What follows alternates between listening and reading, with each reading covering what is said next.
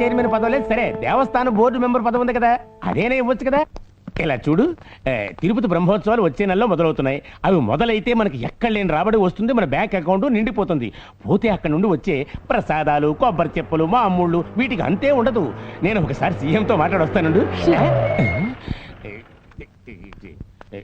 అతనే జయసింహ. అడుగు అడుగు. హలో ఆగు. నువ్వేగా జయసింహ? అవును.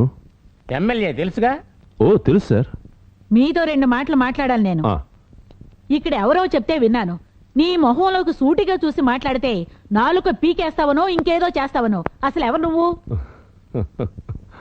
జనం గెలిపించిన ఎమ్మెల్యే గొప్ప లేక ఈ పోలీసుడు గొప్ప నాకు ఇప్పుడు తెలియాలి. ఎవరు గొప్ప చెప్పండి. ఏమిట్రా మాట్లాడావు? మర్యాద ఇచ్చి పుచ్చుకోవాలి. ఆ సీఎంఏ కాదు, ఎవడొచ్చినా నేను కాపాడలేడు. నీ యూనిఫామ్ ని టోపీని తీసి సముద్రంలో పారేస్తాను. అంత పని మాత్రం చేయకండి మేడం. ఆవిడతో మాత్రం పెట్టుకోవద్దు. ఈ రాష్ట్రం మొత్తం మీద అత్యధిక మెజారిటీతో గెలిచి ఎమ్మెల్యే అన్న సంగతి మీరు మర్చిపోవద్దు. మీకు అర్థం కాలా? ప్రజాప్రతినిధి. ఓ ఆ విషయాన్ని మర్చిపోయాను. ప్రజాప్రతినిధి. వాడికి కన్న తల్లి కూడా ఓటేసుండదు. అలాంటి ఓ వెధవ నీకు పోటీగా నిలబడ్డం వల్ల నువ్వు గెలిచావు. అది రాష్ట్ర ప్రజల తలరాత. ధైర్యం ఉందా నీ నియోజకవర్గంలో మళ్ళీ కాలు పెట్టడానికి? నీకు సన్మానం చెయ్యాలని అక్కడ వాళ్ళందరూ ఎదురు చూస్తున్నారు, చెప్పులతోనూ చీపురు కట్టలతోనూ. ఉపన్యాసాలు చెప్తున్నావా? అది మీ పని. నిన్ను నువ్వేమీ చెయ్యలేవు. ఎవరైనా అబ్కారీ వాడి దగ్గర, చిన్న చిన్న వ్యాపారస్తుల దగ్గర చందాలు వసూలు చేసుకుంటూ బతికిపో. నీ లెవెల్కి వచ్చాలు. నీ ప్రతాపం నా దగ్గర చూపించకు. నీ అడుగులకు మడుగులెత్తుతూ నీ కొంగుబట్టు తిరుగుతున్నాడే, ఇదిగో వీడి దగ్గర చూపించు. సార్, కార్పొరేషన్ చైర్మన్, దేవస్థానం బోర్డు మెంబర్ అవ్వాలనుకుంటే ఎప్పుడు పెళ్ళం కొంగు పట్టుకు తిరుగుతూ ఉంటే సరిపోదు సార్. అవసరానికి తగ్గట్టు ఫ్రీగా వదిలేయాలి. అది నిజమేలే.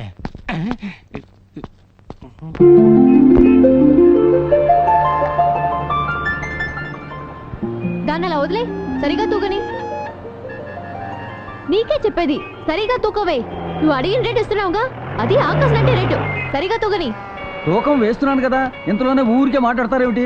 ఇదిగో కొసరు కూడా తీసుకోండి. వద్దొద్దు, నీ కొసరేమి నాకు అక్కర్లేదు. Very good. నాకు నచ్చింది. వాట్?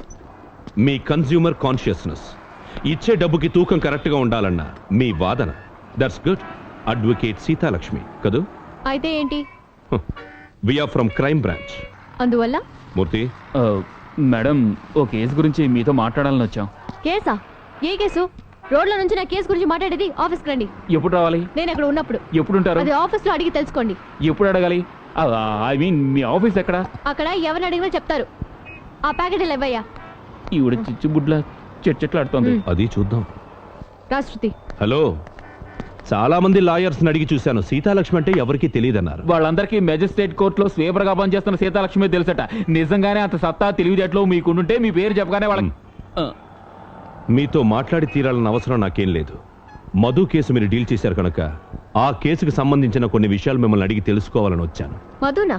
ఏ మధు? యాక్టింగ్ వద్దు, అందులోనూ నా దగ్గర వద్దు. మధు కేసు మీరే వాదించారని నాకు తెలుసు. ఆ కేసు రీఓపెన్ చేయాలని ప్రయత్నిస్తున్నాం మేము. దానికి మీ సాయం కావాలి. అందుకే మిమ్మల్ని వెతుకుంటూ వచ్చాం. ఆ ఫైల్ తీసుకుని నేను ఎక్కడికి రావాలి? No, we will get back to you.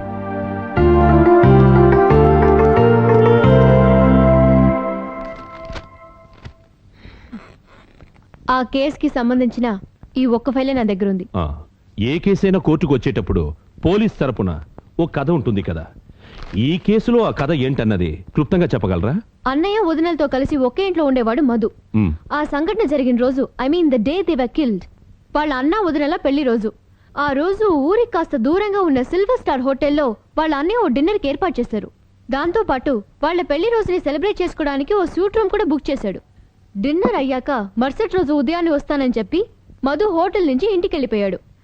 ఇవన్నీ నిజమే అని నేను అడిగినప్పుడు మధు ఒప్పుకున్నాడు. బట్ పోలీసుల కథ వేరే విధంగా ఉంది. మధు ఇంటికే వెళ్ళలేదు. మరి మందు తాగే అలవాటు లేని అన్నయ్యని డిన్నర్కి ముందు బలవంతంగా తాగించాడని, తాగిన మత్తులో ఉన్న అన్నయ్యని రూమ్ లో పడుకోబెట్టి వెళ్లి మళ్లీ వచ్చి తలుపు తట్టినప్పుడు తలుపు తీసింది వాళ్ళ వదిన. ఆవిడ్ని తన కోరిక తీర్చమన్నాడు మధు. ఎంతగానో ప్రలోభ పెట్టాడు. దానికి ఒప్పుకొని ఆవిడ్ని బలవంతం చేయబోయాడు. ఈలోగా మత్తులోంచి తేరుకున్న వాళ్ళ అన్నయ్య చూశాడు. భార్యని రక్షించుకునే ప్రయత్నంలో అన్నయ్య చంపబడ్డాడు. తర్వాత మానభంగం చేసి వదిన్ని చంపేశాడు మధు. ఆ తర్వాత డెడ్ బాడీస్ ని గోనె సంచుల్లో కుక్కి కారులో తీసుకెళ్లి పెద్ద లోయలోకి నెట్టేశాడు. ఇది పోలీసుల కథనం. ఆ కథ గురించి, ఈ కేసు గురించి మీ అభిప్రాయం ఏమిటి? ఇది కావాలని పోలీసులు జోడించిన కేసు. పూర్వం వింజాపురం కృష్ణమూర్తి అనే ఓ లాయర్ ఉండేవాడు, వినే ఉంటారు. ఆయన అడిగిన ఫీజు ఇచ్చుకోగలిగితే ఎవరినైనా చంపొచ్చట. వినున్నాను. ఇప్పుడు ఆ కృష్ణమూర్తి స్థానంలో సుప్రసిద్ధ క్రిమినల్ లాయర్ పద్మనాభ శర్మ. ఆయన ఫీజు లక్షల్లో ఉంటుంది. ఇంకో విషయం ఏంటంటే బమ్మిని తిమ్మిని చేయటం, తిమ్మిని బమ్మిని చేయటంలో ఆయనే సాటి. ఆయన స్పెషల్ ప్రాసిక్యూటర్ గా ఒకవైపు, క్రిమినల్ కేసులో అంతగా అనుభవం లేని ఈ సీతాలక్ష్మి ఒకవైపు. నేనెలా ఆ కేసు గెలవగలను? అంతా మధు దురదృష్టం. కేసు చదివినప్పుడే అతనికి శిక్ష తప్పదని నాకు అర్థమైంది. అంత స్ట్రాంగ్ గా ఉన్నాయి సమర్పించిన ఆధారాలు, సాక్ష్యాలు. వాటితో పాటు ఆ శర్మ గారి వాక్చాతుర్యం కూడా తోడయింది. Rest is history. ఈ ఒక్క ఫైలేనా లేక ఇంకా ఒకటో రెండో ఉన్నాయి, అవి హాస్టల్లో ఉన్నాయి. అవి కూడా ఇచ్చారంటే బాగుంటుంది. అవి తర్వాత తీసుకొస్తాను సార్. రేపు అన్న మాటే ఉండకూడదు మూర్తి. ఈ రోజు చేయాల్సింది ఈ రోజే చెయ్యాలి. అర్థమైందా? Right sir. సో వెన్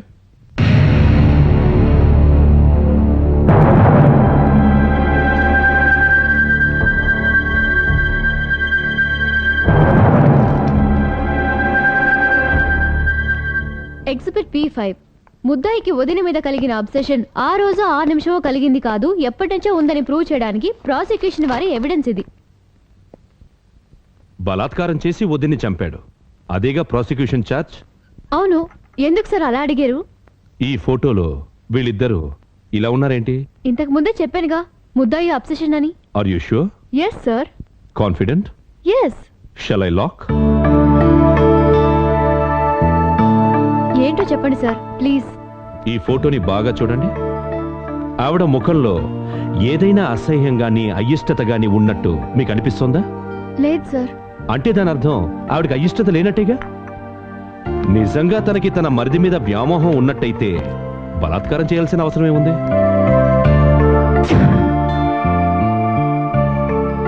బాగా తాగి రూమ్లో పడున్నాడు భర్త. ఎదురుగా తను కోరుకున్న మరుదున్నాడు. ఇందులో బలాత్కారం చేయాల్సిన అవసరం ఏముంది? Sir but post mortem report లో మానభంగం జరిగినట్టు క్లియర్ గా ఉంది సార్. I do agree. ఉంది, నిజమే. అలాగే ఈ photographs, and they are contradicting.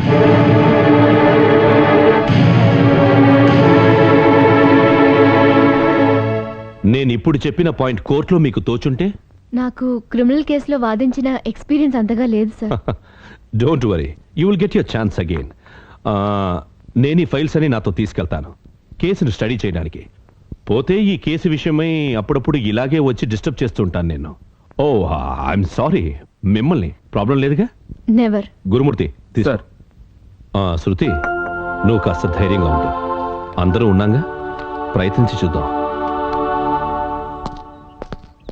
Sir, మీరు అడిగిన అడ్వకేట్స్ అందరూ సీతాలక్ష్మి అంటే ఎవరికి తెలియదన్నది నిజమేనా సార్? అయ్యో, అది మీరు నమ్మారా? సార్ ఊరికే తమాషాగా అన్నారు. నేను సరదాగానే అన్నాను. కోర్టు ఆవరణలోకి వెళ్ళి సీత అని అన్నాం లేదో వెంటనే మేము అడగబోయేది సీతాబలం గురించో సీతారాముల గురించో అని కూడా తెలుసుకోకుండా అడ్వకేట్ సీతాలక్ష్మి అయితే సెషన్స్ కోర్టులో ఉంటుంది, వెళ్ళి కలవండి అన్నారు. సార్, అడ్వకేట్ జనరల్ గారు సీతాలక్ష్మి గురించి ఏమన్నారు? స్మార్ట్ గర్ల్ అన్నారు కదా. అవునవును. నిజంగానా సార్? మరి అంతేకాదు, that she is young, talented, active and beautiful. Keep it up.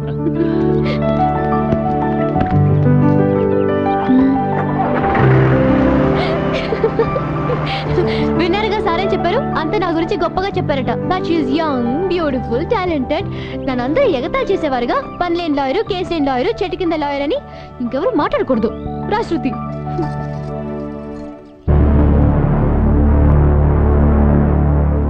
ఈ కేసులో మనమే కాదు, ఎవ్వరూ ఏమీ చేయలేరు. మీరు చెప్పిన ఆ ఫోటోగ్రాఫ్ డౌట్ తప్పించి మిగతాదంతా ఎయిర్ టైట్. ఆ కుర్రాడు తప్పించుకోవడానికి ఎటువంటి అవకాశం లేదు. అయితే ఇక ఇన్వెస్టిగేషన్ ఆపేద్దాం ఏంటి? అది కాదు సార్ నా ఉద్దేశం. చూడు మూర్తి, ముందుగా మనం ఒక విషయం అర్థం చేసుకోవాలి.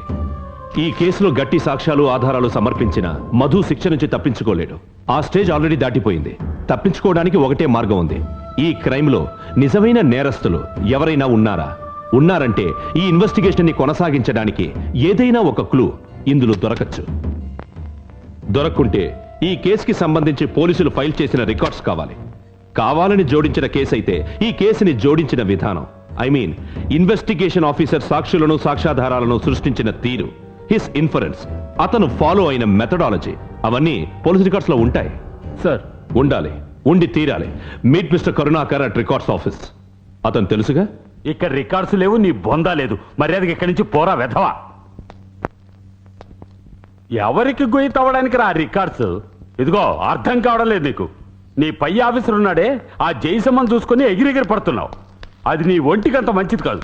ఇదిగో చూడు, ఎవడో నీ కాలో చెయ్యో తీసేస్తాడు, అప్పుడు తెలుస్తుంది. చూడండి సార్, అవి మేమేమి రోజులు తరబడి ఉంచుకోం. ఓ 2-3 గంటల్లో రెఫర్ చేసి తిరిగి ఇచ్చేస్తాం. ఓ అమాయకుడి ప్రాణాన్ని రక్షించడానికి అడుగుతున్నాం. ఆ పుణ్యం మీకు దక్కుతుంది. పోరా వెధవా. ఎవడికి కావాలరా నీ పుణ్యం? అవతలి వాళ్ళ గురించి తెలియదు నీకు. ఆ జయసింహకు బొచ్చెడు ఆస్తుంది, ఎలాగైనా బతికేస్తాడు. నీ వెనకాలేముంది? ఆస్తులు లేవు, పాస్తులు లేవు, మట్టిగడ్డలు కూడా లేవు. ఆఫ్టర్ ఆల్ నువ్వు కానిస్టేబుల్ కొడుకువి. గొప్పవాళ్ల జోలికి పోయావంటే నువ్వు ప్రాణాలతో ఉండవు. నిజం చెప్పండి సార్, మీకు పైనుంచి ఏమైనా ప్రెషర్ వచ్చిందా? ఎవరొచ్చి అడిగినా ఫైల్స్ ఇవ్వకూడదని ఆర్డర్ వేశారా? వచ్చాడండి నన్నే క్వశ్చన్ చేసే మగాడు. నువ్వు అడిగితే నేను చెప్పాలా? పైనుండి నాకు ప్రెజర్ వచ్చినంత మాత్రాన వాడు చెప్పినట్టు చేస్తానా? నువ్వు కాదు కదా, నిన్ను నన్ను పుట్టించిన ఆ దేవుడు అడిగినా ఇవ్వను. ఆఫ్టర్ ఆల్ నువ్వెంత? పోరా పోరా కుయ్యా. ఇవ్వకపోతే పోరా. నీ ఔదార్యం మాకేమీ అక్కర్లేదు. ఓ 10 రూపాయలు పాడేస్తే కుక్కలా తోక అడచుకుంటూ మా ఇంటికే వచ్చి మేము అడిగిన రికార్డ్స్ ని పువ్వుల్లో పెట్టి మరీ మాకు అందిస్తావు. నీ విషయం నాకు తెలియదు అనుకుంటున్నావా? డబ్బులు ఇస్తే పార్లమెంట్ భవనాన్ని బాంబులతో పేల్చేసే వేదవులు ఉన్నారు ఇక్కడ. నువ్వు అనవసరంగా రెచ్చిపోకు. మాకు కావాల్సిన రికార్డ్స్ ఎలా తీసుకోవాలో మాకు తెలుసు. But I don't want to be a dirty scoundrel like you. Understand? ఏమిటా ఇక్కడ గొడవ? ఏం లేదు సార్. నేను విన్నాను కదా. విషయం ఏంటంటే నన్ను వీడు అమ్మాయిని పెళ్లి చేసుకోమని బలవంతం చేస్తున్నారు. ప్రస్తుతం నాకు అంత ఖాళీ లేదు అని చెప్తున్నాను. ఒరేయ్! ఖాళీ లేదన్నా వెంటనే ఊరేయడం ఏమీ బాగాలేదు మావయ్య గారు. ఇంకా నుంచోనే ఉన్నావే? కూర్చో. కూర్చోమంటే దేవుడు తోడు సార్, ఆడు కావాలనే నన్ను గుద్దేశాడు. నా పిల్లలకి దిక్కెవరు సార్? మీరు చెప్పినట్టుగానే ఆ సత్య